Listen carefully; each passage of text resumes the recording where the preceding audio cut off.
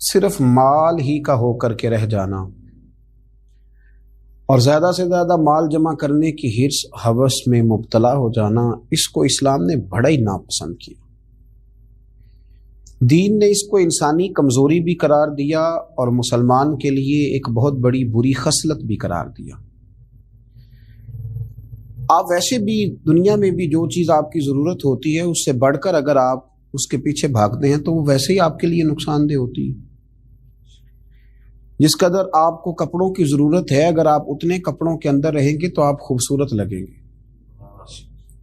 لیکن اگر آپ ضرورت سے زیادہ کپڑے اوڑھ لیں گے، ایسا کھلا لمبا چوڑا لباس پہنیں گے تو بھائے گا نہیں آپ، وہ آپ کی شخصیت کو خوبصورت بنانے کی بجائے کمزور کر دے گا، اور آپ اچھا لگنے کی بجائے تھوڑے سے اچھے نہیں لگیں گے، برے محسوس ہوں گے، اور ایسے لگے گا کہ جیسے آپ نے کچھ ایسی حرکت کی ہے کہ جو سنجیدہ لوگ نہیں کرتے۔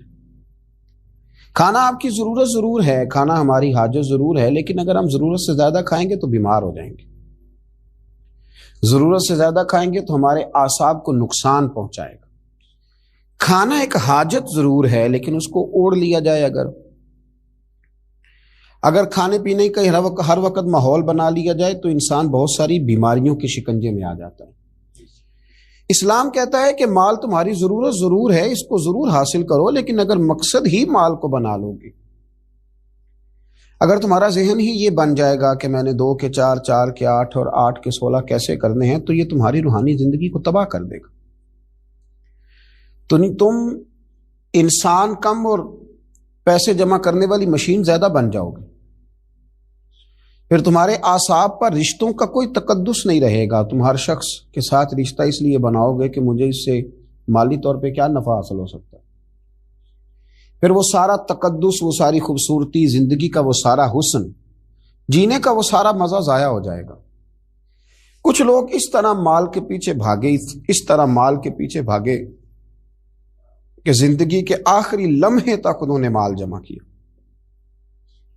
نہ وہ کہیں ریٹائر ہو پائے، نہ وہ کہیں خاموش ہو پائے، نہ وہ زندگی میں کوئی اور کام کر پائے، بس آخری لمحے تک انہوں نے مال جمع کیا۔ تو اللہ تعالیٰ نے اسے قرآن پاک میں بیان فرما دیا، فرمایا الہاکم التکاثر، تمہیں مال زیادہ طلب کرنے کی خواہش نے غافل کر دیا، حتی زرتم المقابر، یہاں تک کہ تم نے قبروں کا منہ دیکھ لیا۔ اتنا مال طلب کرنے میں تم آگے بڑھے کہ تم نے قبروں کا منہ دیکھ لیا، قبروں تک پہنچ گئے، لیکن رہے تم مال کے پیچھے۔ نبی کریم صلی اللہ تعالی علیہ وآلہ وسلم نے ہمیں بڑے خوبصورت لفظوں کے اندر بات سمجھائی، مسلم شریف میں موجود ہے، اور اگر ہم حضور علیہ الصلوۃ والسلام کے لفظوں پر غور کریں تو دیکھیں منظر کیا بنتا ہے، کتنی بڑی سچائی ہے زندگی کی جو سامنے آتی۔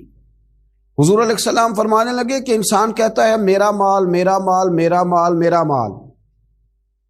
فرمایا نہ بھائی، تیرا تو وہ مال ہے جو تو نے کھا لیا ہے یا پہن لیا ہے، یہاں تیرا وہ مال ہے جو تو نے صدقہ کر کے آخرت کے لیے بچا لیا ہے، باقی تو وارثوں کا ہے، تیری تو صرف نگہبانی ہے، باقی تو دوسروں کا ہے۔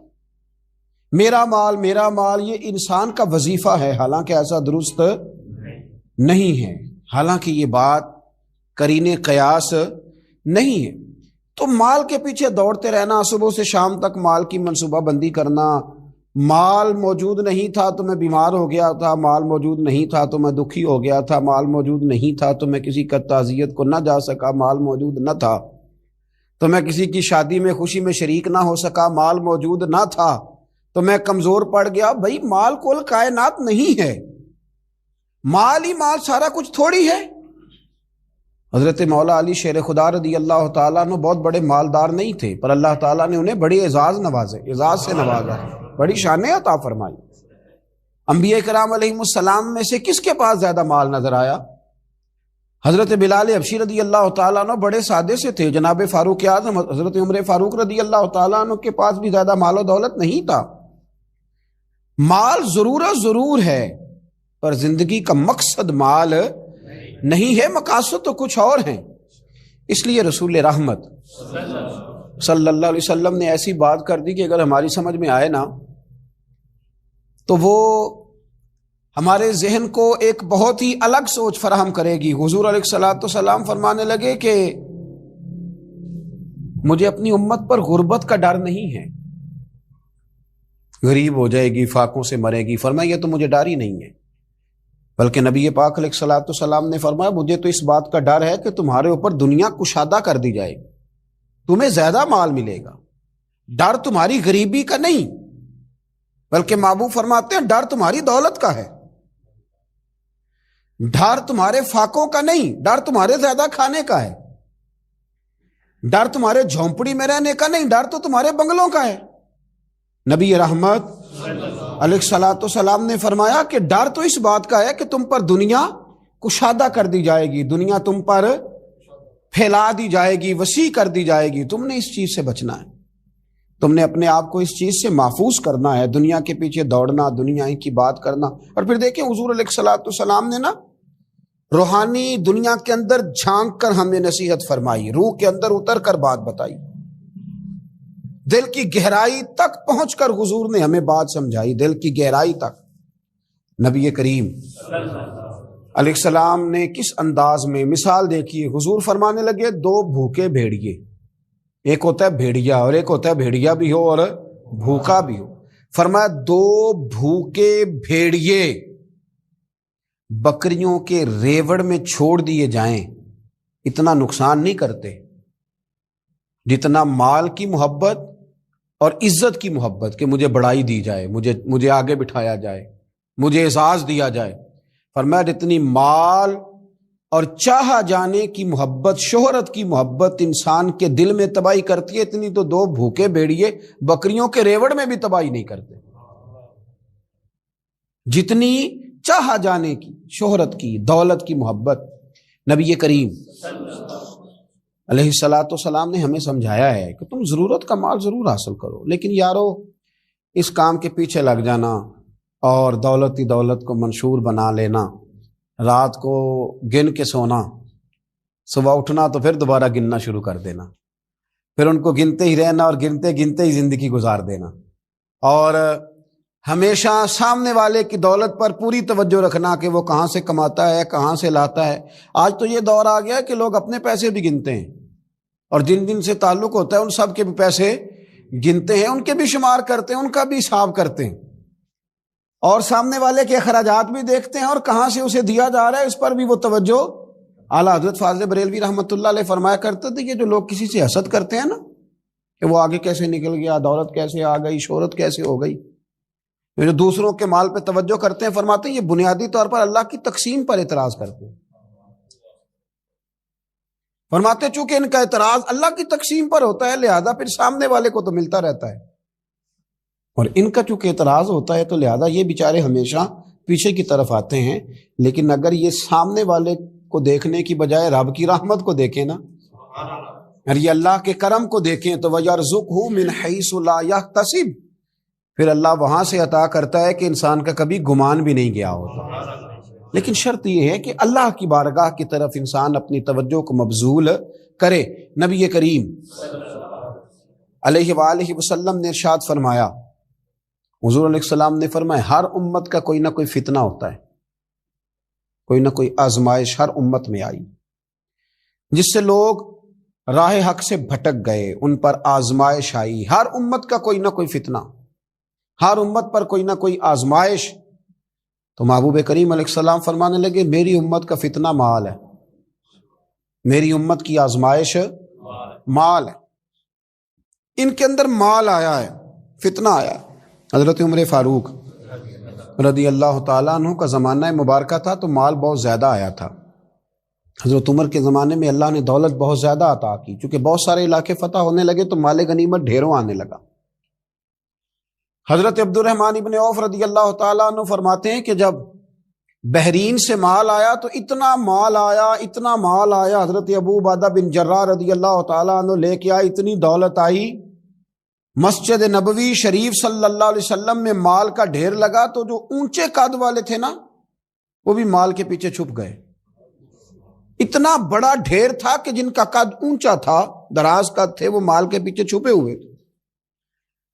تو فرماتے ہیں کہ صبح صبح کچھ لوگ جلدی آ گئے نماز کے وقت میں، پتہ تھا کہ رات سے مال غنیمت آ گیا اور نماز ختم ہو گئی تو جا ہی نہیں رہے، ابھی بیٹھے ہیں، تو حضرت عمر رو پڑے، جناب فاروق اعظم روئے، اللہ اکبر، درد سا پیدا ہو گیا۔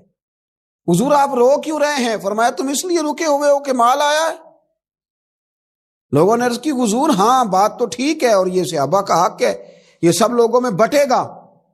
تو حضرت عمر فاروق رضی اللہ تعالیٰ عنہ سے کہا جناب آپ شکر ادا کریں، آپ رو رہے ہیں۔ فرمایا تمہیں نہیں نہ پتا، میں نے اپنے نبی پاک سے سنا ہے علیہ السلام، حضور نے فرمایا میری امت کا فتنہ مال ہے، جہاں مال آتا ہے وہاں عداوت بھی آتی ہے، جہاں مال آتا ہے وہاں تلخیاں بھی آتی ہیں، جہاں مال آتا ہے وہاں لالچ بھی آتا ہے، جہاں مال آتا ہے تو وہاں پھر لوگ ایک دوسرے سے بٹورنا بھی چاہتے ہیں۔ جب تک جیبوں میں مال نہیں نہ ہوتا تو جو بھی پیار کرتا ہے ذات سے کرتا ہے، اور جب جیب میں مال آتا ہے تو پھر زیادہ تر لوگ جیب سے پیار کرتے ہیں۔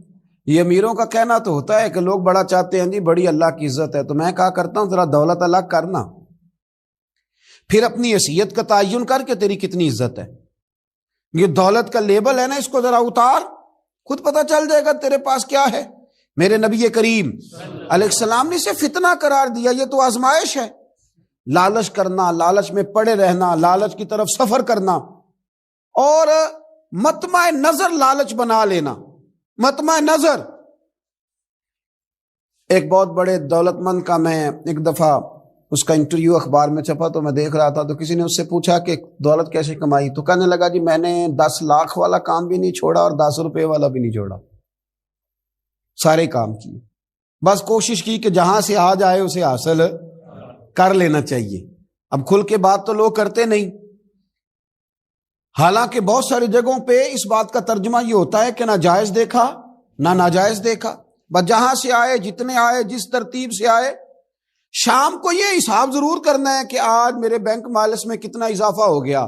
لوگوں نے دولت ہی کی طرف دیکھا، دولت ہی کو پرکھا، پیسے نہیں تو رو پڑے، جائیداد نہیں تو رو پڑے، مکان نہیں تو رو پڑے، جس دن 4 گاہک کم آئے اس دن رو پڑے، جس دن کام دھندا کم ہوا تو سارے زمانے کو بتایا کہ بڑی غربت ہے۔ میں کہا کرتا ہوں کہ جب اللہ تعالیٰ گاہک زیادہ بیچتا پھر بھی شور کیا کرو، جب اللہ تعالیٰ نوازتا ہے اس کا بھی اعلان کیا کرو۔ میرے بھائی، حضرت عیسیٰ علیہ السلام کا ایک فرمان بڑا ایک شاندار ہے، اس عنوان پر اگر ہماری سمجھ میں آئے تو ہماری طبیعت ٹھنڈی کر دے گا۔ اور جناب عیسیٰ علیہ نبینا علیہ الصلوۃ والسلام نے ایک بات کہہ کے کتنے سارے مضامین بیان کر دیے، اللہ کے پیغمبر علیہ الصلوۃ والسلام نے کتنی ساری باتیں کھول دی ایک جملہ کہہ کے۔ جناب عیسیٰ علیہ الصلوۃ والسلام فرمانے لگے دنیا کو اپنا آقا نہ بنانا، دنیا کی دولت کو اپنا آقا نہ بنانا، ورنہ یہ تمہیں اپنا غلام بنا لے گی۔ اسے اپنا آقا نہ بنانا ورنہ یہ تمہیں اپنا غلام۔ جنہوں نے دولت کو آقا بنایا اس نے پھر ان کو اپنا غلام بنا لیا، پھر بیچارے کروڑوں پتی ہیں پر سو نہیں پاتے ساری رات، اربوں روپیہ پاس ہے پر نیند سکون کی میسر نہیں آتی، چونکہ دولت آقا ہے نا، تو یہ وہ آقا ہے جو قابو آتا نہیں، یہ وہ آقا ہے جس سے دل بھرتا نہیں، یہ وہ والا آقا ہے جس سے لوگوں کی طبیعت سیر ہوتی نہیں، 1 کے بعد 2، 2 کے بعد 3، 3 کے بعد 4، 4 کے بعد 5، یہ وہ والا پیالہ ہے جو کبھی پر ہو سکتا نہیں۔ محمود غزنوی رحمت اللہ تعالی علیہ نا خیرات بانٹا کرتے تھے، آپ کو پتہ ہے بادشاہ لوگ ہوتے تھے، دولت تقسیم کرتے تھے، تو محمود ایک دن باہر نکلے، سیر کے لیے جا رہے تھے، بادشاہ سلامت، تو باہر نکلے تو کہا جتنے فقیر ہیں نا سب کو بلا لو، آج میرا دل ہے میں نکلتا جاؤں اور خیرات بانٹتا جاؤں، نکلتا جاؤں اور خیرات تقسیم کرتا جاؤں۔ محمود نے اعلان کیا تو بعض اوقات انسان کچھ بات کرتا ہے تو اس کے لفظوں میں نا تھوڑا کر و فر نظر آتا ہے، تھوڑا تکبر نظر آتا ہے، تھوڑا غرور نظر آتا ہے۔ ایک درویش بھی وہاں سے گزر رہے تھے، انہوں نے بھی بادشاہ کا یہ جملہ سنا، انہوں نے بھی بادشاہ کا یہ جملہ سنا، اس طرف توجہ فرمائی کہ لو جی جو جس نے لینا ہے نا آج اسے دیا جائے گا، آج میں بانٹتا ہی جاؤں گا۔ وہ بزرگ بھی آ گئے، کاسا لکڑی کا پیالہ ہاتھ میں پکڑا ہے، وہ بھی تشریف لائے، اور محمود غزنوی جب بانٹ رہے تھے تو انہوں نے بھی اپنا پیالہ آگے کر دیا۔ انہوں نے بھی کچھ لینے کے لیے پیالہ آگے بڑھایا تو محمود غزنوی نے اپنی جیب سے چند سکے نکالے، چند اشرفیاں نکالیں، اور جب بابا جی کے پیالے میں ڈالیں تو آواز تو آئی کھٹکنے کی۔ لکڑی کے پیالے سے جب چاندی کے سکے ٹکرائے تو آواز تو پیدا ہوئی، لیکن بزرگوں نے پیالہ پھر آگے کیا، کہنے لگے اس میں تو کچھ بھی نہیں، تھوڑا اور ڈال دو۔ تو محمود کہتا ہے میں نظر ڈال کے دیکھا تو پیالہ تو واقعی خالی تھا۔ بادشاہ تھا، کہہ چکا تھا کہ آج بانٹنا ہے، جو کوئی مانگے گا اسے دینا، پھر جیب میں ہاتھ ڈالا۔ یہ انا کا بت بھی بڑی مشکل سے ٹوٹتا ہے نا، یہ بڑا پکا ہوتا ہے، یہ نہیں ٹوٹتا۔ دوبارہ پیالہ ڈالا تو پھر چیزیں کھٹکنے کی، بجنے کی آواز تو آئی، لیکن بزرگ کہنے لگے کہ تو نے تو کچھ بھی نہیں دیا۔ پھر پیالہ آگے کیا تو محمود نے جھوک کے دیکھا تو پیالہ پھر خالی تھا۔ اس نے پھر کچھ ڈالا، پھر دیکھا تو خالی، پھر ڈالا، بجنے کی آواز آئی، پھر خالی۔ اب بادشاہ تھا، ہارنے کا نام ہی نہیں لے رہا، یہ شکست کھانا ہی نہیں چاہتا۔ اس نے تھیلے منگا لیے، بوریاں منگا لی پیسوں کی بھری ہوئی، ڈالتا جا رہا ہے، بجنے کی آواز آتی ہے۔ محمود تھک گیا، کہنے لگا بابا اس کے نیچے کون سا سوراخ بنایا ہوا ہے، کیا ہے اس کے نیچے جو سمجھ میں نہیں آ رہا، کیا ہے؟ تو ان بزرگوں نے بڑی شاندار بات کی، کہنے لگے محمود یہ انسانی خواہشات کا پیالہ ہے، اور یہ خواہشات کبھی پور نہیں ہو سکتی، ایک پوری کرتے ہیں تو دوسری بن جاتی ہے، ایک پوری کرتے ہیں تو دوسری۔ حضرت مولا علی شیر خدا رضی اللہ تعالیٰ عنہ فرمایا کرتے تھے نفس کی خواہشیں ان بھیڑوں کی طرح ہیں جو کبھی قابو میں نہیں آتی، ادھر سے گھیر کے لاؤ تو ادھر والی نکل جاتی ہیں، ادھر سے گھیر کے لاؤ تو ادھر والی نکل جاتی ہیں، دونوں کو سمیٹو تو سامنے والی گائے۔ یہ خواہشات ہیں، یہ کبھی پوری یہ نہیں پوری ہوتی میاں۔ پھر انسان آگے سے آگے بڑھتا رہتا ہے، ہرس کرتا ہے، لالچ کرتا ہے، طمع کرتا ہے، لینے کی خواہش پیدا کرتا ہے، لیکن یہ چیزیں کبھی اس کے حق میں مؤثر ثابت نہیں ہوتی۔ ہاں میرے نبی کریم علیہ الصلوۃ والسلام سے پوچھا گیا تھا یا رسول اللہ ذلت کیا ہے؟ فرمایا لالچ کرنا۔ تو حضور عزت کیا ہے؟ فرمایا جو رب نے تجھے دیا اس پہ راضی ہو جا، اللہ عزت عطا فرما دے گا۔ قناعت میں عزت ہے، لالچ میں ذلت ہے۔ تو ہرس کرنا، ہوس کرنا، مال کے پیچھے بھاگنا، لوگ تعلیم حاصل کرتے ہیں تو مال کمانے کے لیے، ہنر سیکھتے ہیں تو مال کمانے کے لیے، کسی استاد کے پاس جاتے ہیں تو مال کمانے کا طریقہ سیکھنے کے لیے، کسی سے یارانہ لگاتے ہیں تو کہتے ہیں ذرا دیکھو تو صحیح آگے کیسے گیا ہے۔ جب مطمع نظر ہی مال ہو، جب توجہ ہی ساری مال کی طرف ہو، جب دولت ہی ہر چیز کا لوگ ماں حاصل سمجھ لیں اور مقصود اور مدعائی دولت کو بنا لیں، تو پھر انسانوں میں کمزوریاں پیدا ہوتی ہیں، روحانی قوتیں ختم ہوتی ہیں، پھر انسانوں کے اندر شوق، ذوق اور وہ ساری چیزیں کمزور پڑتی ہیں۔ میرے نبی کریم پھر پڑھیے،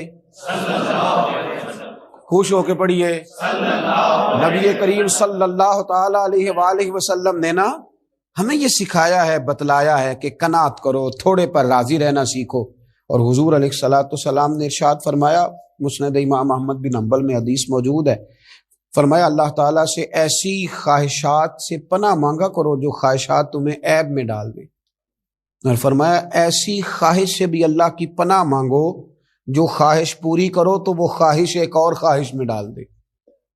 اللہ کی پناہ مانگو اس خواہش سے کہ جو پوری کی جائے تو پھر ایک اور خواہش میں تمہیں ڈال دے، اس سے اللہ تعالیٰ کی پناہ مانگو، پناہ مانگو، اللہ تبارک و تعالیٰ کی پناہ مانگو۔ بزرگوں نے لکھا ہے، حضرت محدث ابن جوزی علیہ رحمہ نے، کہ ایک شخص تھا، اس کے گھر میں ایک ناگن رہتی تھی۔ ناگن، وہ ناگن سونے کا انڈا دیتی تھی۔ بزرگ جب حکایات بیان کرتے تو سمجھانے کے لیے بیان کرتے، سونے کا انڈا دیتی تھی۔ اس ناگن نے اس طرح کیا کہ ایک دن اس کے گھوڑے کو ڈس لیا، گھوڑا مر گیا۔ گھر والوں نے شکایت کری کہ اس کو مار دینا چاہیے، گھوڑا آج اس کے ڈسنے سے مر گیا، یہ ناگن ہے، سونے کا انڈا تو دے گی لیکن ڈسے گی بھی ضرور، یہ ناگن ہے، انڈا سونے کا دے گی پر ڈسنا اس کی فطرت ہے، یہ ڈسے گی بھی۔ اس نے کہا بھی کوئی بات نہیں، سونے کے انڈے سے کئی گھوڑے آ جاتے ہیں، مر گیا تو کیا ہوا۔ کچھ دنوں کے بعد اس ناگن نے کتے کو ڈسا، کتا بھی مر گیا۔ گھر والوں نے شور مچایا کہ یہ ناگن ہے تو اسے دودھ پلاتا ہے، یہ سونے کا انڈا تو دے گی پر ڈسے گی بھی، اس لیے کہ ڈسنا اس کی فطرت ہے، اس کی طبیعت ہے۔ اس نے کہا کوئی بات نہیں، سونے کے انڈے سے کئی کتے خریدے جا سکتے ہیں۔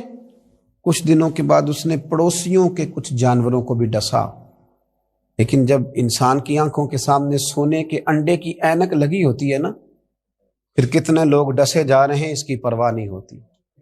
جب سونے کے انڈوں کی اینک لگ جاتی ہے پھر کتنے غریبوں کی کٹیا جلتی ہے پر اس کی پرواہ نہیں ہوتی۔ جب سونے کے انڈوں کی اینک لگ جاتی ہے پھر کتنے رشتے ٹوٹتے ہیں، لوگ پرواہ نہیں کرتے۔ سونے کے انڈے کی اینک لگی ہوئی تھی۔ پھر ایک وقت ایسا بھی آیا کہ اس شخص کا ایک ہی جوان بیٹا تھا، ایک ہی بیٹا، جس کی طرف دیکھ دیکھ کے ماں باپ جیتے تھے، جو ان کی آرزوؤں کی امیدوں کا مسکن تھا، جو ان کی آنکھوں کی ٹھنڈک تھا، روشنی تھا۔ اس ناگن نے پھر اس بچے کو ڈسا، اور جب اس بچے کا جنازہ اٹھا تو پھر اس نے ہاتھ میں ڈنڈا پکڑا، اور ڈنڈا پکڑ کے جب وہ مارنے لگا نا ناگن کو، تو اس کی بیوی کہنے لگی اسے نہ مار، اپنے اندر کے لالچ کو ڈنڈا مار، اپنے اندر کی اس ہرس کو، اس ہوس کو، اس طمع کو، جس نے آج میرے بیٹے کی جان لے لی، جس نے ایک ماں کی گود اجاڑ ڈالی، جس نے اس گھر کی ساری خوشیوں کو تباہ کر دیا، اس لالچ پہ ڈنڈے برسا، جس نے تباہ کر کے رکھ دیا ہر چیز کو، جس نے کچھ بھی آج باقی نہیں چھوڑا، بے قدراں کچھ قدر نہ جاتی، کیتی خوب تسلی ہو، اے دنیا دار پجاری زر دے، کتیاں دے گل ٹلی ہو۔ میرے نبی کریم علیہ السلام نے فرمایا دنیا کا مال مردار ہے اور طلب کرنے والے کتے، مردار مال کو طلب کر رہے۔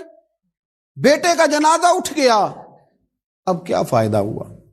آج روحوں کے جنازے اٹھ رہے ہیں، آج دلوں کے جنازے اٹھ رہے ہیں، آج تن کے اجلے لوگوں کے من کے اندر کچھ بھی موجود نہیں، مردہ روحیں، مردہ دل، مردہ خیالات، ہر چیز مائنس کر کے جو چیز پیچھے بچی ہے وہ صرف دولت ہے، ہر چیز مائنس کر کے ہمارے پاس جو پیچھے بچی ہیں وہ جائیدادیں ہیں، ہر چیز مائنس کر کے جو ہم نے بچایا ہے وہ دنیا کا مال ہے، باقی ہر چیز تباہ ہو گئی۔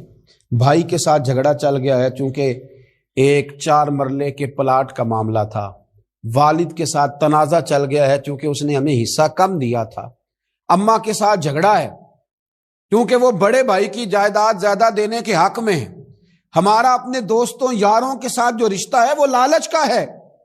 ہم نے ہر جگہ ہرس کا بازار گرم کیا ہے، طمع، لالچ، یہ ساری چیزیں اس تیزی کے ساتھ لوگوں نے اوڑھی ہیں کہ ہر طرف دولت کا بازار گرم ہے۔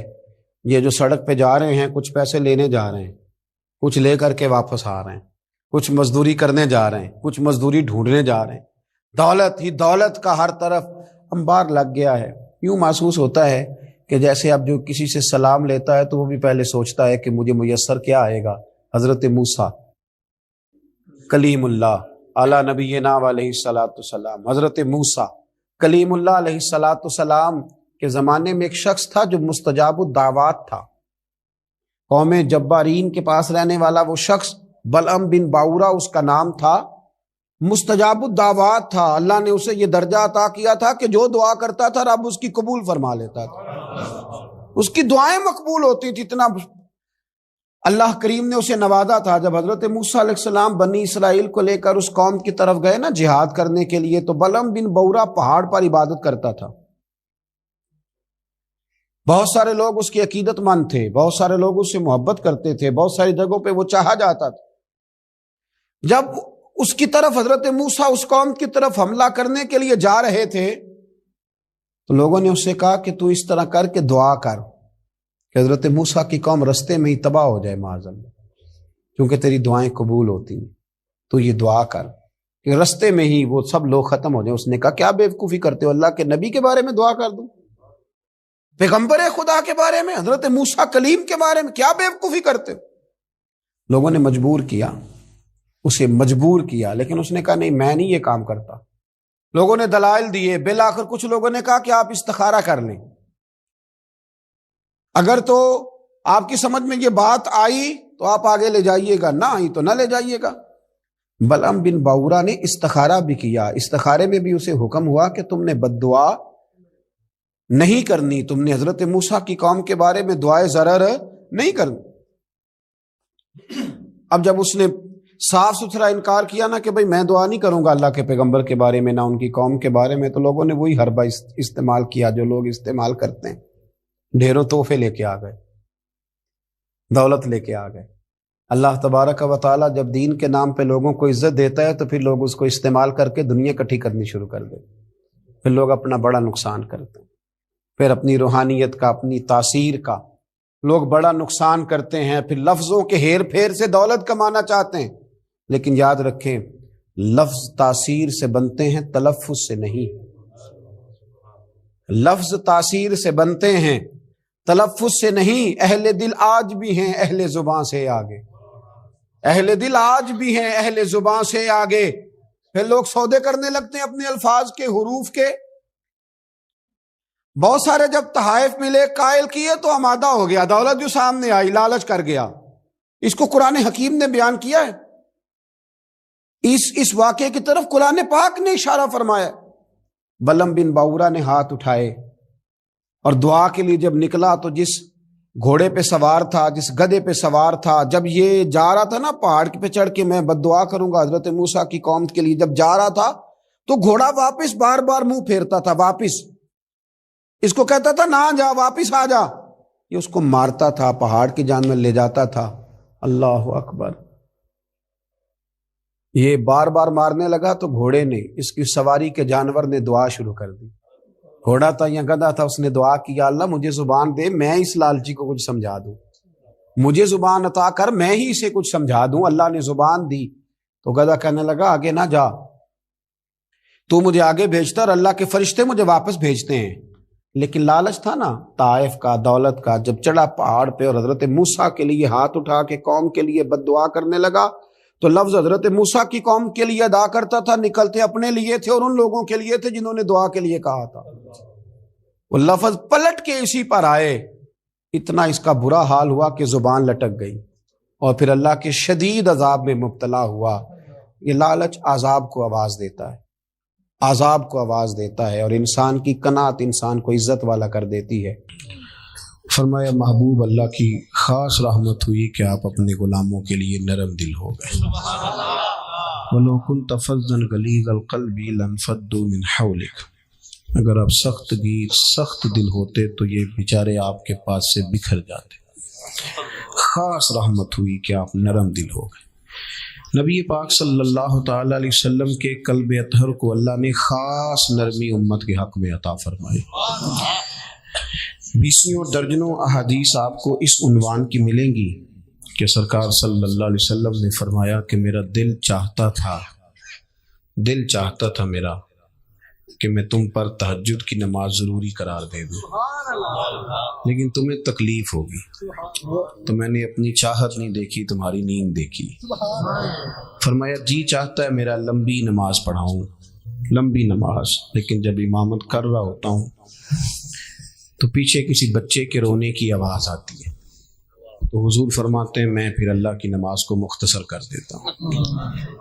خاص نرمی سرکار کے قلب اطہر میں، خاص نرمی امت کے لیے، خاص قسم کا درد، غریب کا بھی، مجبور کا بھی، تنگ دست کا بھی، ان پڑھ کا بھی، گناہگار کا بھی۔ ہمارے ہاں اب جو سب سے بڑا مسئلہ ہے نا، لوگ سمجھتے یہ ہے کہ درد صرف اس کا نام ہے کہ آپ یتیموں کے لیے، بیواؤں کے لیے، مسکینوں کے لیے کوئی سوسائٹی بنا دیں اور یہ کام آپ کر لیں تو یہی درد ہے۔ حالانکہ جو یہاں سارا کچھ ہو رہا تھا، مدرسے کی بات ہو رہی تھی، یہ بہت بڑا درد ہے۔ آپ نے کسی غریب کو بھکاری جو بنانا ہے تو آپ ان غریبوں کے بچوں کو اداروں میں لا کے داخل کرائیں اور ان اداروں کی سرپرستی کریں تو وہ انشاءاللہ تعالی اللہ فضل کرے گا تو بھکاری نہیں بنیں گے، رہنما بنیں گے، مقتدا اور پیشوا بنیں گے۔ یہ سرکار کا درد ہے، یہ حضور کی چاہت ہے۔ نبی پاک صلی اللہ علیہ وسلم نے کہیں نہیں اعلان فرمایا کہ مکے میں یونیورسٹی بنائیں گے، سڑکیں پکی کرائیں گے۔ ہم کسی بات سے اختلاف نہیں کر رہے، یہ سارے کام خیر کے ہیں، فلاحی۔ لیکن نبی پاک صلی اللہ تعالی علیہ وسلم نے جو عنوان قائم کیا نا لوگوں کی اصلاح کا، وہ یہ ہے کہ میں تو اخلاق عالیہ کی تکمیل کرنے کے لیے آیا ہوں۔ انسان کا اخلاق سنور جائے، اس کی تعمیر ہو جائے، وہ کچھ بن جائے تو سب سے پہلے تو اسے اپنے آپ کو سکون نصیب ہوتا ہے، پھر جو اس کے قریبی ہوتے ہیں وہ بڑے سکھ میں آ جاتے ہیں کہ عادتیں سنور گئی۔ سرکار اصلاح فرماتے، تعلیم و تربیت کا خاص درد، یہ جو حضور کبھی طائف جاتے، کبھی عکاظ کی منڈی میں جاتے، کبھی لوگوں کو پیغام حق سناتے، تو اس کے پیچھے وہ درد تھا کہ اللہ کے بندے اللہ والے بن جائیں، دوزخ سے بچ جائیں۔ قاضی اعجاز رحمۃ اللہ علیہ نے حدیث لکھی ہے، حضرت سیدنا انس بن مالک رضی اللہ تعالیٰ عنہ فرماتے ہیں ایک بدو حضور کی بارگاہ میں حاضر ہوا، دیہاتی تھا، ان پڑھ تھا۔ ہمارا رویہ کئی دفعہ سخت گیر ہو جاتا ہے سادے لوگوں کے ساتھ، اور بہت سارے لوگ ہیں جو جان چھڑا لیتے ہیں کہہ کے کہ گاؤں والے جاہل ہیں جی، سارے انہیں کیا پتا ہو، ان پڑھ ہیں جی۔ تو یہ تو آسان کام ہے، کسی کو جاہل کہہ کے جان چھڑانا تو آسان ہے، لیکن اس جاہل کو عالم بنا دینا یہ کمال ہے، اس کی تربیت کر دینا یہ کمال ہوتا ہے، یہ انفرادی فعل۔ دیکھیں نا، بہت سارے لوگ زیادہ ٹریول کرتے ہیں، گھومتے، مسافر رہتے ہیں، اللہ آپ کو جزا دے جی، پیسے مدرسے میں دیں جی، آپ اللہ خوش رکھے، تشریف رکھیں، اللہ آپ کو بہت ساری برکت، جزائے خیر دے، آپ تشریف رکھیں۔ میں نے عرض کیا تھا، میں نے جو وعدہ کیا کہ تھوڑی سی بات کرنی ہے، میں اس پر قائم ہوں، تو آپ بس سنیں، اللہ آپ کو برکت دے۔ دوستو، جو لوگ زیادہ ٹریول کرتے ہیں نا جہازوں میں، ان کو پتہ ہوتا ہے، وہ آگاہ ہوتے ہیں کہ یہ سفر کس طرح کرنا ہے، اس کے کیا لوازمات ہیں، فلائٹ کا کیا سٹیٹس ہے، کس طرح کر کے ہم نے چلنا ہے۔ عادت ہو جاتی ہے نا، جو کام آپ زیادہ کرتے ہیں اس کے آپ عادی ہو جاتے ہیں۔ اور ہم نے یہ بھی دیکھا ہے کہ لمبی فلائٹس ہوتی ہیں تو لوگ سو جاتے ہیں، سوئے رہتے ہیں، انہیں کوئی پرواہ نہیں کیا ہو رہا ہے، کون آ رہا ہے، کون جا رہا ہے، عادی ہو گئے نا کہ اس کام کا۔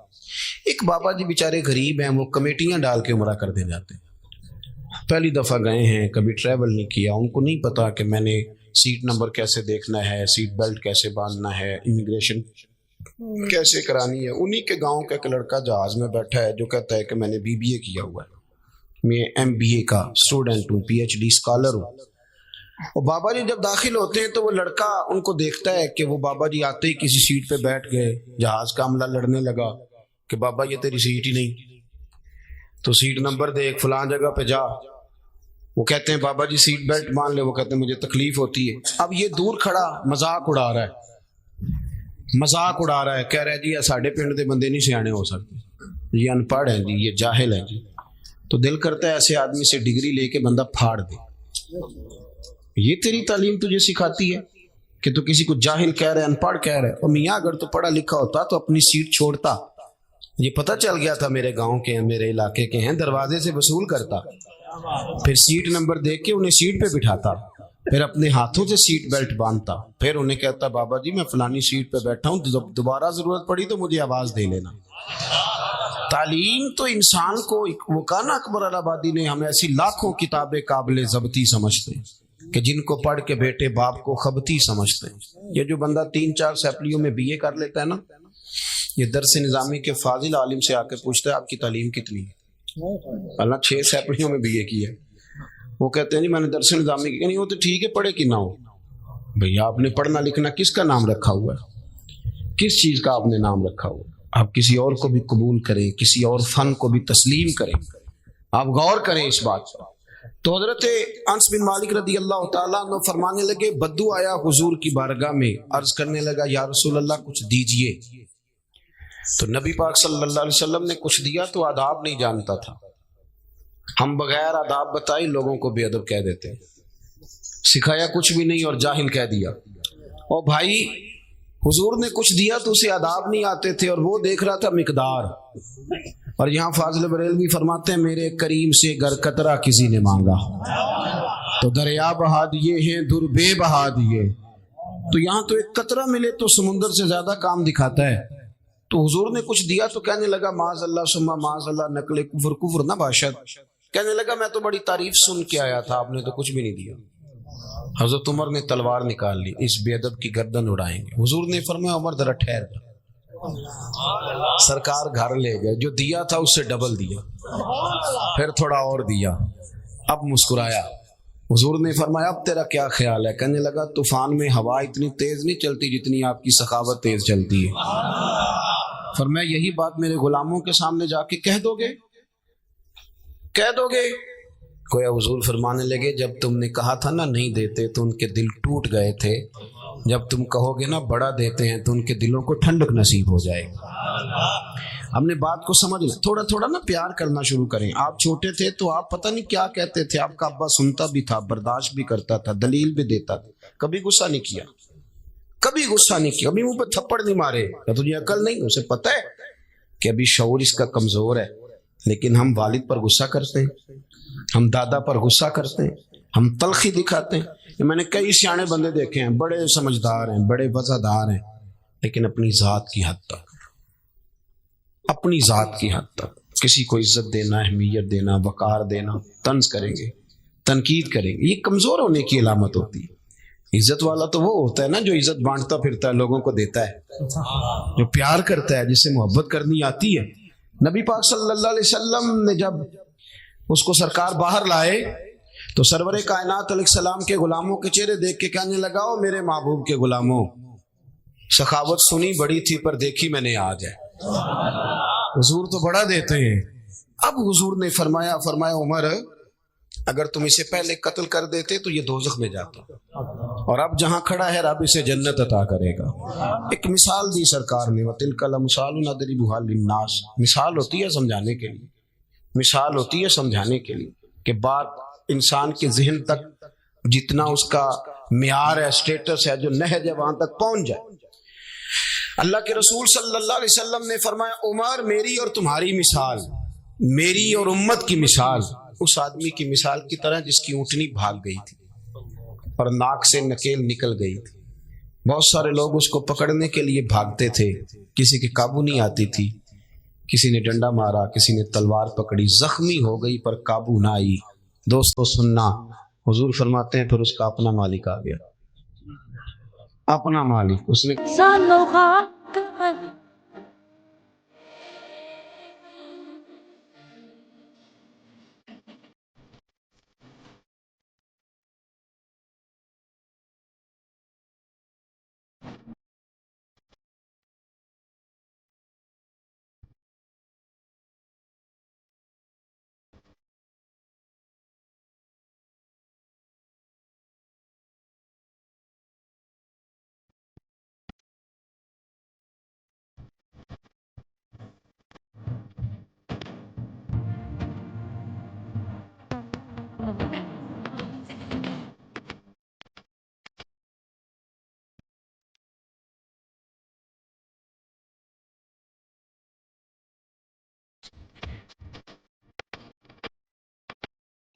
پیچھے ہٹو, تم نے میرے جانور کا کیا حال کیا. تھوڑا سا چارہ زمین سے اٹھایا, اسے دکھایا تو اونٹنی دوڑی ہوئی آئی. اس نے اس کی پشت پر ہاتھ پھیرا, ناک میں نکیل ڈالی, اوپر سوار ہوا اور جاتی دفعہ کہنے لگا, اونٹنی ہے میری, اسے سنبھالنے کا طریقہ بھی مجھے ہی آتا ہے. گویا حضور بتا گئے امت ہے میری, تو عمر اسے سنبھالنے کا طریقہ بھی مجھے ہی آتا ہے. مجھے پتا ہے کیسے کر کے ان کے دلوں میں بات اتارنی ہے, کس جگہ پہ جا کے ان کو سنبھالنا ہے, کس طرح کر کے. اعلیٰ حضرت نے کہا نا, چور حاکم سے چھپا کرتے یا اس کے سوا, تیرے دامن میں چھپے چور انوکھا تیرا, تیرے ہی دامن میں چھپے چور انوکھا. بڑی حکمت سے بڑی. ہمیں ویسے سارا طریقہ آتا ہے. ہمارے استاد فرمایا کرتے تھے کہ لوگوں کو کہے نا کہ کسی کو نماز کے لیے لایا کر, تو وہ اس کو نماز پڑھنے کی بجائے اس کو کہتے ہیں نہ آنا مسجد کبھی بھی. دور کھڑا ہو بندہ تو اس کو کہتے ہیں پڑھ لے کر کبھی نماز کتنے کھڑ دینی پیسے, تو وہ بھی کہتا ہے کہ تو نے اپنی قبر میں جانا اور میں نے. لیکن وہی شخص جو دین کے لیے اس انداز میں قائل کر رہا ہے, ہوتا ہے نا آج لوگ طنز کرتے ہیں. اور وہ حضرت عمر فاروق کے پاس آ کے ایک شخص نے کہا تھا کہ میں بیان کرنا چاہتا ہوں, تو فرمایا نہ کرنا, تو تقریر کرے گا تو سامنے والوں کو گناہگار سمجھے گا. یہ زوم آدمی کو, اس زوم میں آدمی آ جاتا, بڑی مشکل ہوتی. تو بہت سارے لوگ ہیں, ہم دیکھتے ہیں کہ وہ طنز کر رہے ہوتے ہیں, اس طرح تنقید کر رہے ہوتے ہیں عوام پر. دیکھیں نا, وہ ہمارا نقیب آتا ہے, خیر میرا تو تعلق اس خوبصورت جماعت سے جس کا نقیب بھی شہنشاہ نقابت ہوتا ہے. تو شہنشاہ کی پھر مرضی ہوتی ہے, جو مرضی کرے. شہنشاہ نقابت جو ہوا, تو کئی دفعہ کہتے ہیں تھوڑا مزہ نہیں آیا, تسی سرور والے بندے نہیں. تو دل کرتا ہے کئی دفعہ کہہ دیں کہ یار تو 25,000 لے کے آئے, یہ مفت آئے ہیں سارے بیچارے, اور تو تنقید کر کے گزر رہا ہے. اتنے کمزور لوگ لفظ بولتے ہیں, اس انداز میں لوگ بات کرتے ہیں. تو بزرگ فرمایا کرتے تھے کہ یار تم نے کسی سے ادھار پیسے لینے ہو نا، اپنے حق میں قائل کرنا ہو تو تمہیں بڑا طریقہ آتا ہے. ٹیلی فون کرتے ہو، بھائی کدھر ہو؟ وہ کہتا ہے جی میں تو گھر ہوں، حکم کریں. نہیں، وہ فون والی بات نہیں. ملے کہاں ملیں گے؟ میں کل ملوں گا. وہ کل شام کو وہاں پہنچتے ہیں، پھر منت کرتے ہیں، اس کی کہانی سناتے ہیں کہ بڑا مجبور ہوں، اور اس طرح سناتے ہیں کہ وہ مان ہی جائے، اور پھر وعدہ کرتے ہیں وقت پہ لٹا دوں گا. وہ سارے دلائل جس سے وہ نرم ہو جائے وہ ہم دیتے ہیں. اپنے حق میں قائل کرنا ہو تو رنگ اور ہے، اور اگر اللہ رسول کے حق میں قائل کرنا ہو پھر ہماری طبیعتوں کی سختی دیکھنے والی ہے. پھر وہ داعیانہ حسن ہی نہیں، وہ اسلوب ہی نہیں، وہ خوبصورتی نہیں، وہ اندر درد ہی نہیں، وہ کیفیات ہی نہیں. اپنے اندر لوگوں کے لیے نرمی لائیں، تھوڑا سا پیار کریں، تھوڑا دائیں بائیں دیکھیں. آپ یقین کریں کہہ کے نا ایک دوسرے کو غلط، تو ہم اس ماحول پہ لوگوں کو لے آئے ہیں کہ لوگ سمجھتے ہیں ساری دنیا ہی چور ہے. ہمارے بچے سمجھتے ہیں شاید ہم اس وطن میں رہتے ہیں جہاں دائیں بائیں لٹیرے بستے ہیں، کوئی بندہ ٹھیک رہا ہی نہیں. ہم نے اپنے مزاجوں میں اتنی سختی، سازش، غیبت، اتنا ماحول کڑا کر دیا، آنے والی نسل سمجھے گی پتہ نہیں کہاں پیدا ہو. اس طرح نہ کریں، نرم کریں اپنی طبیعتوں کو، اپنے دلوں کو نرم کریں، کسی سے پیار کریں، کچھ ذوق بنائیں، کسی کو سنوارنے کا، کسی کو سجانے کا. اور یاد رکھیں بدلہ لینے سے تکلیف ہوتی ہے، معاف کرنے سے اللہ سکون عطا فرماتا ہے، اللہ سکون دیتا ہے. بات سمیٹ رہا ہوں. حضرت مولانا فخر جہاں دہلوی صوفیاء میں بہت بڑا نام ہے.